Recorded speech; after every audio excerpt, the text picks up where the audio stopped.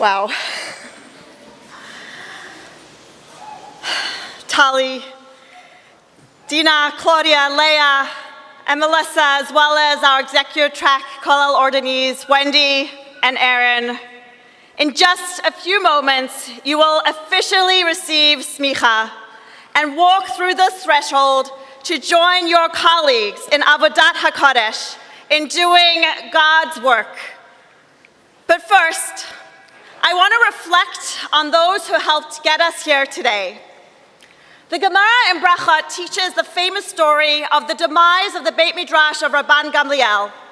His Beit Midrash in Yavne was reserved for the elite, where only a select few were granted entry to a world of Torah.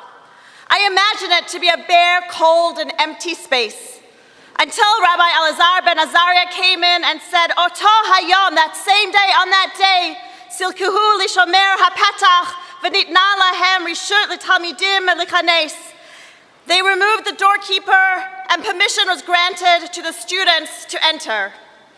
On his very first day on the job, Rabbi Elazar ben Azariah threw open the doors of the study center, and Talmidim streamed in, crowding around the newly constructed benches inside the revered hall of study. The Gemara goes on to present two opinions on how many seats were actually added. Some say 400, some say 700. 400, 700, why does it matter? The Ketav Sofer suggests that there's really no machloket. You see, 400 physical benches were added, but the atmosphere of this new Beit Midrash, filled with a kol Torah of multiple voices and perspectives, felt as if there were 700 benches. And I know, if Rabbi Elazar were living today, his Beit Midrash would extend to women as well. This is the Beit Midrash, my dear Talmidot, that you have inherited. One with open doors and many benches, preparing you to assume the mantle of leadership. Where now that you're part of the fabric of the Beit Midrash, you also occupy the bima, the classroom, hospitals, funeral chapels. You're authors of Piskei Halacha and heads of religious institutions. It is this Beit Midrash of Rabbi Elazar that has allowed for the proliferation of scholarship and dynamic leadership. And tonight, I want to recognize the Rabbi Elazars of our generation, who have courageously removed barriers and opened our study halls to allow for a multiplicity of voices and for Torah to soar further and higher. There are many of you in this room, but tonight I just want to focus on a few. First, I turn to you, Rabbi David Silber, founder of the Drisha Institute for Jewish Education.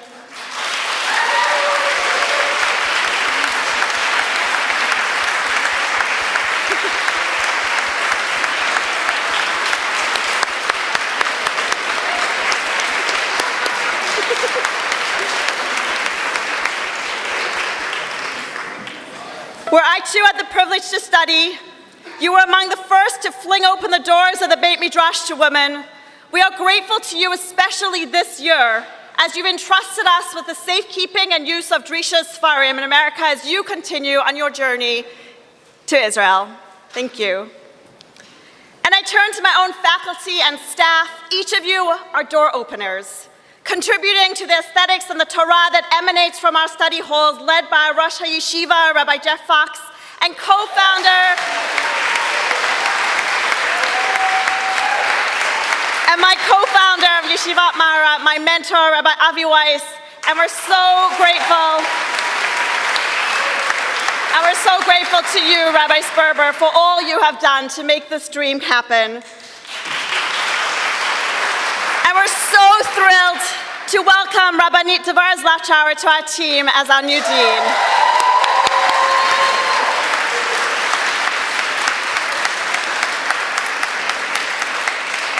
And to you, our lay leaders, Yeshivat Maharat's board, you too have opened up the doors of the Beit Midrash.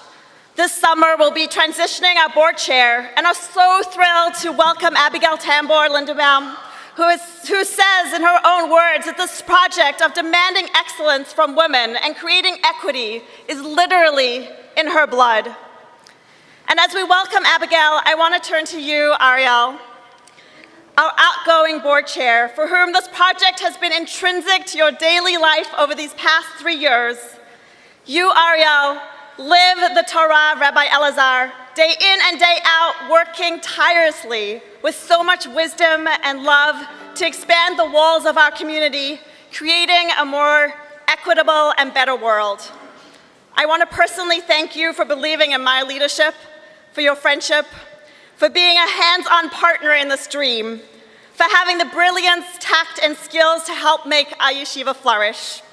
In honor of your service, I want to announce that this year we will add a course on synagogue skills building, including enhancing our students' gabait, laning, and shaliach tzibor skills. And today in particular, I want to honor and recognize another Rabbi Elazar of our generation. You, Esther Krauss, a founder of Maharat,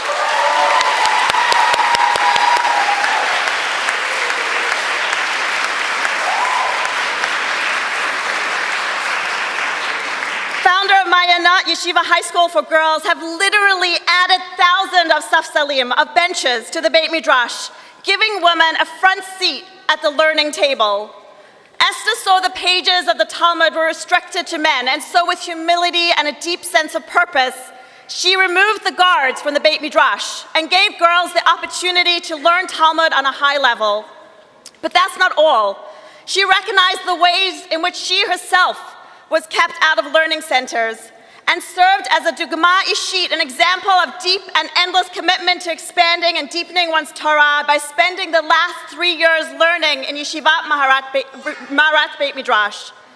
And when I asked the graduates to articulate what it has meant to have a trailblazer, a Talmidah Chachma in their midst, they said, so much of what happens in our Beit Midrash was made possible because of educators like Esther Krauss, who pushed for people like us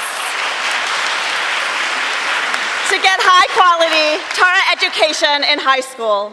Thank you, Esther. Thank you for flinging open the doors, for nurturing the spark compassion of women's scholarship, for allowing thousands of young women's Torah to flourish. Esther, please join me up here. Please come up. And please, as you're coming up,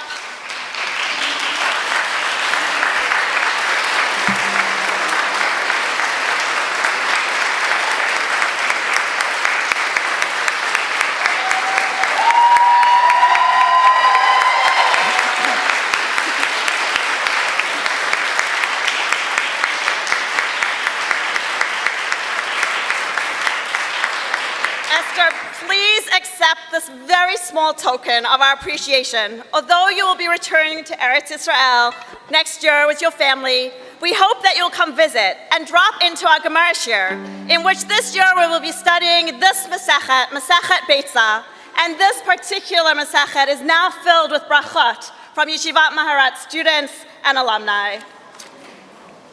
Esther Krauss, thank you for coming to offer a charge and brachot to this year's Semikha class. Thank you.